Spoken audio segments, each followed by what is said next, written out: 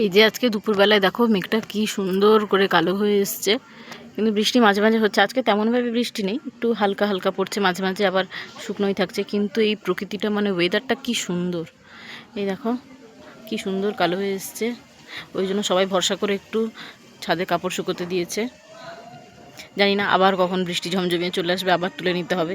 তো এই বেশ কয়েকদিন ধরে তো বৃষ্টির এই অবস্থা, কোনো বাড়িতে কোনো মানে বাড়ির মধ্যেও হাজারটা খানিক দড়ি টাঙানো হয়ে গেছে, সবার বাড়িতেই প্রায় নিশ্চয়ই। তো আমাদের বাড়িতে তো তাই হয়েছে, কোনো কাপড়ই শুকছে না। এই যে দেখো, এই যে তার মধ্যে আমাদের এই গাছগুলো কি সুন্দর করে লাগছে। এই যে গাছে ফুল এসছে, এই যে এই ফুলটার নামটা ঠিক আমি বলতে পারবো না। তো এখানে অনেকগুলো গাছ আছে, এখানে রজনীগন্ধার গাছও আছে, তবে এখনও ফুলটা ফোটেনি। যে জবা গাছেও ফুল ফুটেছিল, তুলে নেওয়া হয়েছে, পুজো হয়ে গেছে। যে অনেক গাছ আছে, তো একদিন যখন আবার ফুল ফুটবে তখন আবার তোমাদের দেখাবো সেই ফুলগুলো কী কী ফুল ফোটে আমাদের ছাদে। আমাদের বাড়ির চারপাশে তো বিভিন্ন রকমের গাছ আছে, তো ছাদেরটা আজকে দেখাচ্ছি, একদিন বাড়ির বাইরেটা দেখাবো।